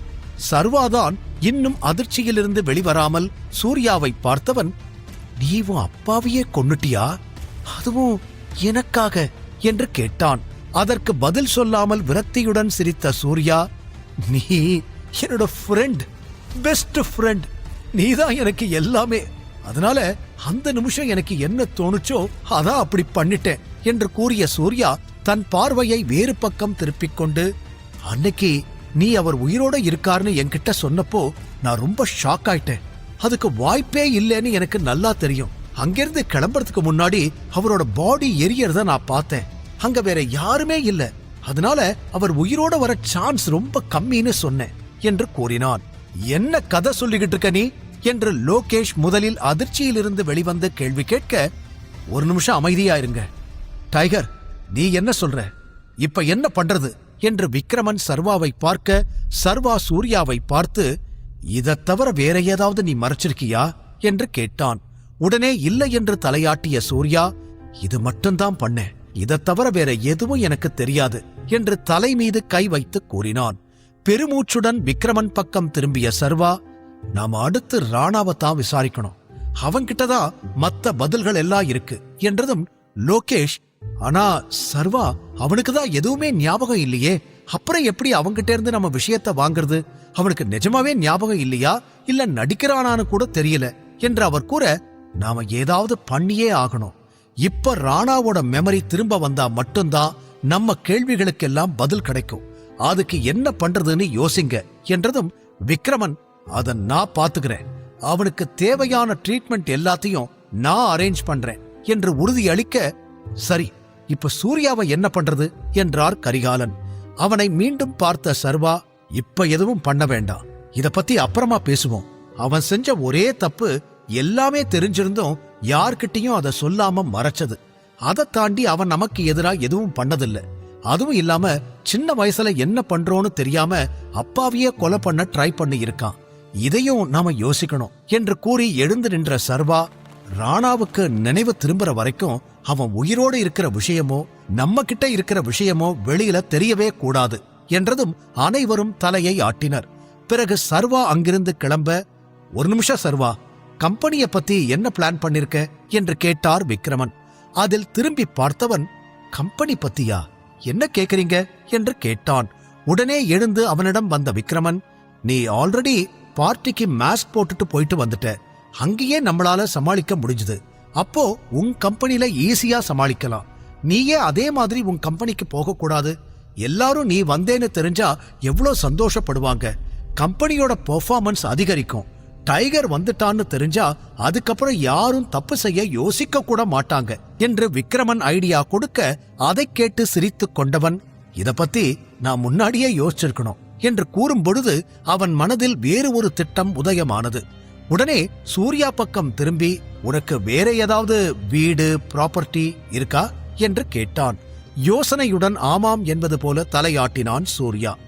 சரி, அப்ப என் கூட வா என்று கிளம்பும் போது சொல்லிவிட்டு சர்வா செல்ல அவன் பின்னாடியே சூர்யாவும் கிளம்பினான். சர்வா தனது காரில் ஏறப்போக, உன் கார் இங்கேயே இருக்கட்டும், நாம என்னோட கார்ல போகலாம். நீ இப்போ டைகரா வெளியில வர, அதனால நீ தனியா வர வேண்டாம். நான் கரிகாலன் கிட்ட சொல்லி வேற ஒரு கார் அரேஞ்ச் பண்றேன் என்று சூர்யா சொல்ல, தேவையில்லை, ஆல்ரெடி என்கிட்ட 2 கார் இருக்கு, இப்போ உன்னோட கார்ல போலாம் என்று கூறியவன் காரில் ஏறி அமர இருவரும் அங்கிருந்து கிளம்பினர். கார் சென்று கொண்டிருக்க இருவரும் எதுவுமே பேசிக் கொள்ளவில்லை. மெதுவாக அவன் பக்கம் திரும்பிய சூர்யா, நீ இன்னும் என் மேல கோவமா இருக்கியா என்று பேச்சை ஆரம்பித்தான். சில நிமிடங்களுக்கு அந்த கேள்விக்கு கூட சர்வா பதில் சொல்லவில்லை. அவன் மனதில் வேறு ஏதோ ஓடிக்கொண்டிருந்தது. பிறகு, கோவலா இல்ல, ஆனா என்னால நீ சொன்ன விஷயங்களை இன்னும் ஏத்துக்க முடியல. நீ என்கிட்ட சொன்ன எல்லாத்தையும் அன்னைக்கே நான் அப்பா கிட்ட சொல்லியிருந்தா அவர் இந்நேரம் உயிரோடு இருந்திருப்பாரு என்று சூர்யாவிடம் சொன்னவன், நான் கேட்கிற ஒரே ஒரு கேள்விக்கு மட்டும் பதில் சொல்லு. உன் அப்பாவை கொலை பண்ணணும்னு நீ இப்படி செஞ்சிருக்க, இப்ப நீ வருத்தப்படுறியா? அத பண்ணியிருக்க கூடாதுன்னு உனக்கு தோணுதா என்று கேட்டான். சூர்யா என்ன பதில் சொல்ல போகிறான் தெரிந்து கொள்ள, தான் இத்தனை வருடங்களாக மறைத்து வைத்திருந்த உண்மையை சூர்யா ஒரு வழியாக அனைவர் முன்னிலையிலும் கூறியிருந்தான். அவன்தான் ராணாவை கொலை செய்ய முயன்றான் என்பதை அங்கிருந்தவர்களால் நம்பவே முடியவில்லை. இப்போது மீதமிருக்கும் ஒரே கேள்வி, ராணா எதற்காக ராஜனை கொலை செய்தான் என்பது மட்டும்தான். அதை ராணாதான் சொல்ல முடியும் என்பதால் அவனை கவனமாக பார்த்துக் கொள்ளும்படி கூறிய சர்வா சூர்யாவை அழைத்துக் கொண்டு வெளியே கிளம்பியிருந்தான். காரில் வரும் வழியில், உன் அப்பாவை கொல்ல முயற்சி பண்ணதை நினைச்சு நீ வருத்தப்படுறியா என்று சர்வா கேட்க, வருத்தமா? எனக்கு மறுபடியும் வாய்ப்பு கிடைச்சா அவரை என் கையாலேயே கொன்னுடுவேன் என்று கோபத்தோடு சொன்ன சூர்யாவை ஆச்சரியமாக பார்த்தான் சர்வா. பிறகு, நீ எமோஷனலா எல்லா விஷயத்தையும் யோசிக்கிற, கொஞ்சம் பொறுமையா யோசிச்சு பாரு. என்னால இப்ப வரைக்கும் என் அப்பாவை மறக்க முடியல, அவரோட ஞாபகம் வந்துகிட்டே இருக்கு. உனக்கும் அப்படிதான் இருக்கும்னு எனக்கு நல்லாவே தெரியும். உன் அப்பாவை நீ அந்த மாதிரி பண்ணதுக்காக நிச்சயம் நீ வருத்தப்பட்டிருப்ப. அவர்தான் உனக்கு உயிர் கொடுத்தது. இன்னைக்கு நீ இவ்ளோ பெரிய ஆளா இருக்கேன்னா இது எல்லாத்தையும் உனக்காக உருவாக்குனது அவர்தானே என்று சர்வா கேட்டுக்கொண்டே போக சூர்யா யோசனையில் மூழ்கிப் போனான். அதில் எதிரிலிருந்த ரோட் சிக்னலை கவனிக்காமல் காரின் வேகத்தை கூட்டிக் கொண்டே போக சர்வா அவன் தோளில் கை வைத்தான். அதற்கு பிறகு நிகழ்வுக்கு வந்தவன் காரை சடன் பிரேக் போட்டு நிறுத்திவிட சர்வா அவனையே பார்த்துக் கொண்டிருந்தான். ஸ்டியரிங்கை பிடித்திருந்ததால் சூர்யாவின் பிடி இறுகியது. இத்தனை வருஷமா நான் பண்ணது தப்பு இல்ல, அப்பா பண்ணதுக்கு தண்டனை கொடுத்து இருக்கேன் என்று தன்னைத்தானே சமாதானம் செய்து கொண்டாலும் இன்று சர்வாவின் வார்த்தைகளில் சூர்யா தடுமாறிப் போனான். நண்பன்தான் முக்கியம், நண்பனுக்காக என்ன வேண்டுமானாலும் செய்யலாம் என தான் அன்று சிந்தித்திருக்க கூடாதோ என இத்தனை வருடங்கள் கழித்து அவன் மனம் சிந்தித்தது. அதில் அவனையும் மீறி கண்கள் கலங்க சூர்யாவால் அதை கட்டுப்படுத்த முடியவில்லை. அவன் முகத்தை வைத்து நிலைமையை புரிந்து கொண்ட சர்வா மெல்ல அவன் தோளை தொட்டான். உன் அப்பாவுக்கு அப்படி நடந்திருக்க கூடாதுதான், நான் அதுக்காக சாரி கேட்டுக்கிறேன் என்று சர்வா சம்பந்தமே இல்லாமல் கேட்க உடனே நிமிர்ந்து பார்த்த சூர்யா, நீ எதுக்கு சாரி கேட்கிற? அந்த ஆள் பண்ண தப்புக்கு அதுதான் சரியான தண்டனை. ஒருவேளை அன்னைக்கு அவர் உன் அப்பாவை கொலை பண்ணாம இருந்திருந்தா, உன்னையும் கொல்ல ட்ரை பண்ணாம இருந்திருந்தா எல்லாமே நல்லா இருந்திருக்கும். உன்னையும் கொன்னிருந்தா இன்னைக்கு இந்த டைகர் குரூப்பே இல்லாம போயிருக்கும். அதெல்லாம் யோசிக்கும் போது நான் பண்ணதை நினைச்சு எனக்கு எந்த வருத்தமும் இல்லை என்று அழுத்தம் திருத்தமாக கூறிவிட்டான் சூர்யா. சர்வாவிற்கும் அவன் கூறும் உண்மைகள் புரிந்தது. சூர்யாவிற்காக தன் அப்பாவை ராணா கொன்றது சரி என அவனால் கூற முடியாது. இன்று மட்டுமல்ல, சர்வா உயிரோடு இருக்கும் வரை அந்த பழைய நினைவுகள் அவனை இதே போலத்தான் காயப்படுத்தும். இருந்தும் தன்னை கட்டுப்படுத்திக் கொண்டவன், அது எல்லாமே முடிஞ்சு போன கதை, இப்பதான் எல்லாம் சரியாயிடுச்சுல, நீ வருத்தப்படாத என்று சூர்யாவை சமாதானம் செய்தான். சூர்யாவின் கண்களிலிருந்து இன்னும் கண்ணீர் வழிந்து கொண்டுதான் இருந்தது. மெல்ல சர்வாவின் பக்கம் திரும்பி பார்த்தான். இத்தனை நாட்கள் அவன் பார்த்திராத புதிய சர்வா அவன் கண்களுக்கு தெரிந்தான். இத்தனை அன்பாக சர்வா தன்னை பார்த்ததே இல்லை என சூர்யாவிற்கும் தெரியும். அந்த பார்வையுடனே பெருமூச்சு விட்டவன், ப்ளீஸ் சர்வா, என்ன மன்னிச்சிடு. நான் உண்மையை சொல்லணும்னா நீ என் மேல கோவப்படாத. என்னால எதையும் யோசிக்க முடியல. அதான் நான் அப்படியெல்லாம் பண்ணிட்டேன். ஏற்கனவே நீ என் மேல ரொம்ப கோவமா இருப்பேன்னு தெரியும். இதுக்கு மேலேயும் டைகரை கோவப்படுத்துறதுல எனக்கு விருப்பம் இல்ல. ஐம் சாரி என்று நேருக்கு நேராக சூர்யா கூற அவன் கண்களில் உண்மை மட்டுமே தெரிந்தது. அந்த நொடி சூர்யா எந்த தவறும் செய்யாதவன், தன்னை எதிர்க்க நினைக்காதவன் என்ற உண்மை சர்வாவிற்கு புரிந்தது. அதில் பெருமூச்சோடு மெல்ல சிரித்த சர்வா, சரி நான் உன்னை மன்னிச்சிட்டேன், போதுமா, காரை எடு, கிளம்பலாம் என்று சொன்னவன் கண்ணாடியில் தன் முகத்தை பார்த்து கொண்டே, மறுபடி என்னோட ஹேர் ஸ்டைலை சேஞ்ச் பண்ண வேண்டி இருக்கும்னு நினைக்கிறேன் என்று கூறினான். சர்வா சாதாரணமாக பேசியதில் தானும் சிரித்த சூர்யா, தேங்க்யூ டைகர் என்று சொல்ல, you are welcome my friend என்று சிரித்தான் சர்வா. சர்வாவின் ஃப்ரெண்ட் என்ற அழைப்பு சூர்யாவின் மனதை இலகுவாக்கியது. இத்தனை நடந்த பிறகும் அவன் தன்னை நண்பன் என்று அழைப்பதே சூர்யாவிற்கு நிம்மதியாக இருக்க, நான் உனக்கு ப்ராமிஸ் பண்றேன், இனிமே எதையும் உன்கிட்ட இருந்து மறைக்க மாட்டேன் என்று சூர்யா மெதுவாக கூற, அதை கேட்டு தலையாட்டிய சர்வா, நான் உன்னை நம்புறேன், போதுமா என்றிட, தேங்க்யூ என்று சிரித்த சூர்யா காரை ஸ்டார்ட் செய்து ஆக்சலேட்டரை அழுத்தியவன், இனிமே நான் தான் உனக்கு பக்கபலமாய் இருக்க போறேன், எனக்கு மறுபடி இந்த வாய்ப்பு கொடுத்ததுக்கு ரொம்ப தேங்க்ஸ் டைகர் என்று சொல்ல சர்வா அவன் தோளில் தட்டினான். கண்களை துடைத்துக் கொண்ட சூர்யா காரை கிளப்பினான். இங்கு சர்வா சூர்யா இருவரும் மீண்டும் நண்பர்களாகி இருக்க, இன்னொரு புறம் இதய துடிப்பு எகிரும் அளவிற்கு லேப்டாப் ஸ்கிரீனை அதிர்ச்சியுடன் பார்த்து கொண்டிருந்தான் தீரஜ். கொஞ்சம் கொஞ்சமாக அவனது கம்பெனி சேல்ஸ் கீழே சென்று கொண்டிருந்தது. என்ன தவறு நடக்கிறது என்று கூட அவனால் புரிந்து கொள்ள முடியவில்லை. சில நாட்களுக்கு முன்பு அவனது கம்பெனி சேல்ஸ் அதிகரித்திருந்ததால் தான் அடுத்த பெரிய பிசினஸ் மேனாக வரப்போகிறோம், தனக்கு விருதுகள் எல்லாம் கிடைக்கப் போகிறது என்ற அளவிற்கு கனவு கோட்டை கட்டிக் கொண்டிருந்தவனால் இப்போது நடப்பதை நம்பவே முடியவில்லை. இதை பற்றிய யோசனையில் மூழ்கிப் போயிருக்க அவனது அறை கதவு திறக்கப்பட்டது. அதை கூட அவன் கவனிக்கவில்லை. அவனது முழு கவனமும் லேப்டாப் மீதுதான் இருந்தது. மானசீகமாக ஏதாவது ஒரு மிராக்கிள் நடக்கணும், எப்படியாவது எல்லாமே சரியா போயிடணும் என்று அவன் வேண்டிக் கொண்டிருக்க, சார் என்று மெல்ல அழைத்துக் கொண்டு அவன் பின்னால் வந்து நின்ற பிரியா அவனை நிகழ் உலகிற்கு கொண்டு வந்திருந்தாள். கோபமாக அவளை நிமிர்ந்து பார்த்தவன் மீண்டும் பார்வையை வேறு பக்கம் திருப்பிக் கொள்ள, சார் ஒரு ஒரு பிரச்சனை என்று அவள் மெதுவாக கூற, அதான் எனக்கே தெரியுமே, லேப்டாப் ஸ்கிரீனை நானும் பார்த்துக்கிட்டு தான் இருக்கேன், சின்ன பிரச்சனை இல்ல, பெரிய பிரச்சனை என்று எரிச்சலுடன் அவன் கூற, அவன் கோபத்தில் பயந்து 2 அடிகள் பின்னால் சென்றவள், எனக்கு புரியுது சார், ஆனா நான் வேற ஒரு விஷயத்தை பத்தி பேச வந்திருக்கேன் என்று தட்டு தடுமாறி தயங்கிக் கொண்டே கூறினாள் பிரியா. ஏற்கனவே கடுப்பில் இருந்தவன் மீண்டும் அவளை முறைத்து, அப்படி என்ன சொல்லணும் சொல்லி தொலை என்றான். மெல்லமாக அவன் அருகில் வந்த பிரியா, அது இன்னைக்கு காலையில ஒரு மெயில் வந்துச்சு சார் என்று சொல்லிவிட்டு அதோடு நிறுத்த, என்ன மெயில் என தனது லேப்டாப்பில் தீரஜ் திறந்து பார்க்க அதை படித்ததுமே இன்னும் அதிர்ந்து போனான். என்ன நினைச்சுக்கிட்டு இருக்காங்க? எதுக்கு இப்ப திடீர்னு கான்ட்ராக்ட கேன்சல் பண்ணணும்னு சொல்றாங்க? அந்த அட்வர்டைஸ்மெண்ட் கம்பெனிக்கு என்னதான் பிரச்சனை என்று எரிச்சலுடன் கத்தினான். சார், நான் அவங்க கிட்ட பேசிட்டேன். இவ்ளோ அட்வர்டைஸ்மெண்ட் பண்ணதுக்கு அப்புறமும் ப்ராடக்ட் சேல்ஸ் ஆகலைனா தப்பு நம்ம ப்ராடக்ட் மேலதான், அவங்க மேல இல்லைன்னு சொல்லிட்டாங்க. நம்ம செகண்ட் டைம் ப்ரொமோஷனுக்கு கொடுத்த பணத்தையும் திருப்பி கொடுத்துடுவாங்க. இதுக்கு மேல நம்ம கூட எந்த பார்ட்னர்ஷிப்பும் கிடையாதுன்னு சொல்லிட்டாங்க என்று அவள் தயங்கிக் கொண்டே கூற, என்ன சொல்ற நீ என்று கத்தினான் தீரஜ். அதில் மீண்டும் பயந்து பின்னால் சென்றவள், சார், அது நாம வித்யா ஸ்கின் கேர் கூட போட்டி போட்டிருக்க கூடாது. நம்மளோட சேல்ஸ மட்டும் கொஞ்சம் கொஞ்சமா இன்க்ரீஸ் பண்ணி இருக்கணும். அப்படி பண்ணி இருந்தா இப்ப இந்த பிரச்சனையே வந்திருக்காது. நாம தான் என்று சொல்லிக்கொண்டே வந்தவள் அவனது முறைப்பை கண்டு அப்படியே வாயை மூடிக்கொண்டாள். சோ, உன்னை பொறுத்த வரைக்கும் நம்ம சொந்த கம்பெனிய நாம ப்ரோமோட் பண்ணது தப்பு, அது நான் செஞ்ச முட்டாள்தனம், அப்படித்தானே என்று அவளிடமே திருப்பி கேட்க, இல்ல சார், நான் அப்படி சொல்ல வரல. நாம பண்ணது எல்லாமே ஓகே தான். But Vidya skin care products கூட நம்ம ப்ராடக்ட்ஸை நம்ம கம்பேர் பண்ணி சோஷியல் மீடியாவுல போட்டிருக்க கூடாது. அதோட ரிசல்ட் தான் இது எல்லாமே. அவங்களோட ப்ராடக்ட்ஸ் எல்லாம் சேல்ஸ் ஆயிடுச்சு.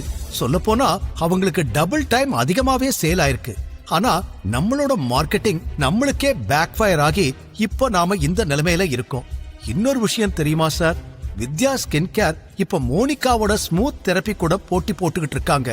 என்று அவன் திட்டினாலும் பரவாயில்லை என அவன் செய்த தவறை தெளிவாக பிரியா கூறிவிட டேபிளை ஓங்கி குத்திய தீரஜால் அந்த உண்மையை ஏற்றுக்கொள்ளத்தான் முடியவில்லை.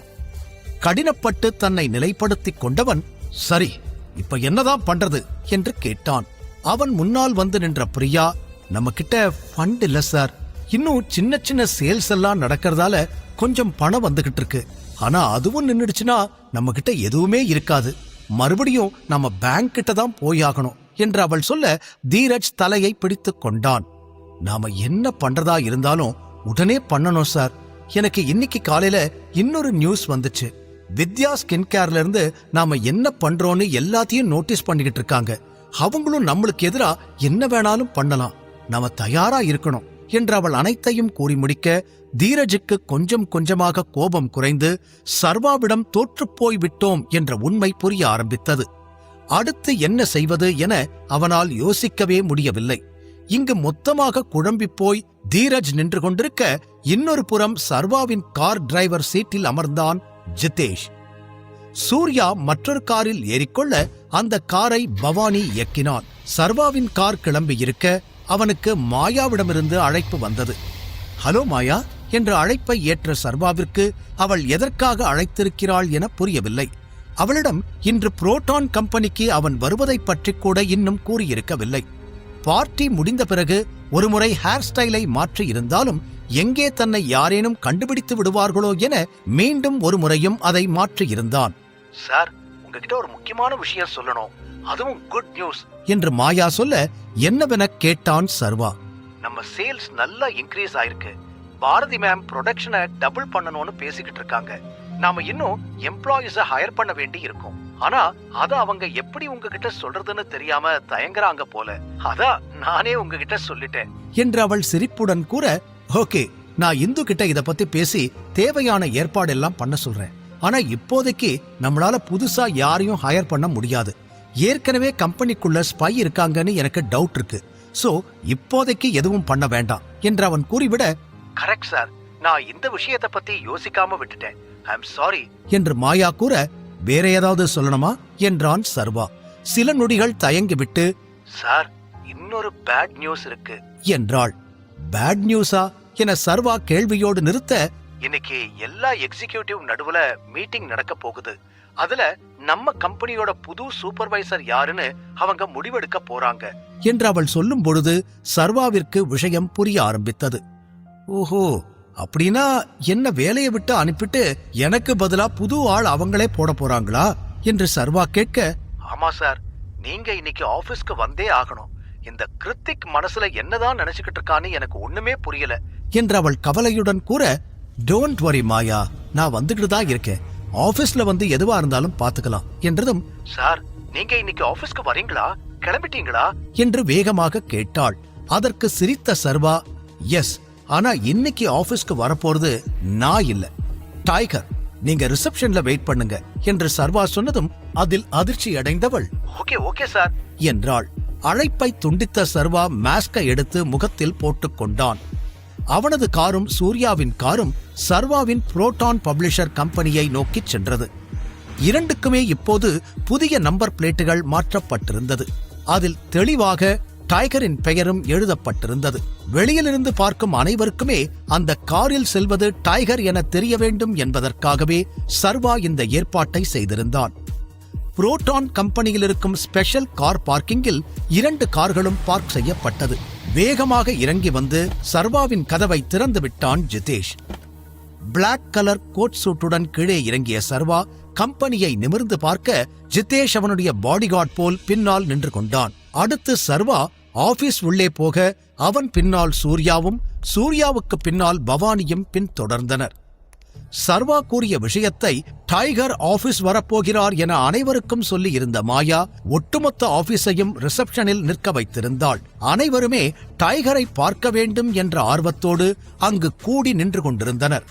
டைகர் உள்ளே நுழைய அனைவரும் நகர்ந்து அவனுக்கு வழிவிட்டனர். அவன் அருகில் வந்த மாயா, வெல்கம் சார் என்று அவனை வரவேற்க அங்கிருந்த அனைவருமே மாறி மாறி வெல்கம் சார், வெல்கம் சார் என அவனை வரவேற்றனர்.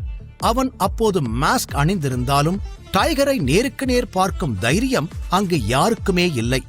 அவர்களை எல்லாம் குழப்பமாக பார்த்தான் சர்வா. எதுக்கு இவங்க எல்லாரும் என்ன பார்த்து இப்படி பயப்படுறாங்க? நான் அப்படி என்ன பண்ணிட்டேன் என்று. இந்த கம்பெனியில் வேலை செய்வதில் சிலரை தவிர அனைவருமே நேர்மையாகத்தான் இருக்கிறார்கள் என சர்வாவிற்கே தெரியும். அந்த சிலரும் ஆதிசேஷனால் இங்கு அனுப்பப்பட்டவர்கள் மற்றும் கிருத்திக் போல பிரச்சனை செய்யவே பிறந்தவர்கள். அப்படி இருக்க ஏன் அனைவருமே தன்னை பார்த்து பயப்படுகிறார்கள் என்பதுதான் அவன் கேள்வி. பின் அப்போது கிருத்திக்கின் ஞாபகம் வர அவனை தேடினான். சர்வா என்ன செய்ய போகிறான் தெரிந்து கொள்ள தொடர்ந்து கேளுங்கள். இந்த எபிசோட் உங்களுக்கு பிடிச்சிருந்தா அந்த வீடியோக்கு ஒரு லைக் பட்டன் கொடுங்க. அண்ட் இந்த மாதிரி தொடர்ந்து வீடியோஸ்க்கு நம்ம சேனலை சப்ஸ்கிரைப் பண்ணிக்கோங்க. தேங்க்யூ.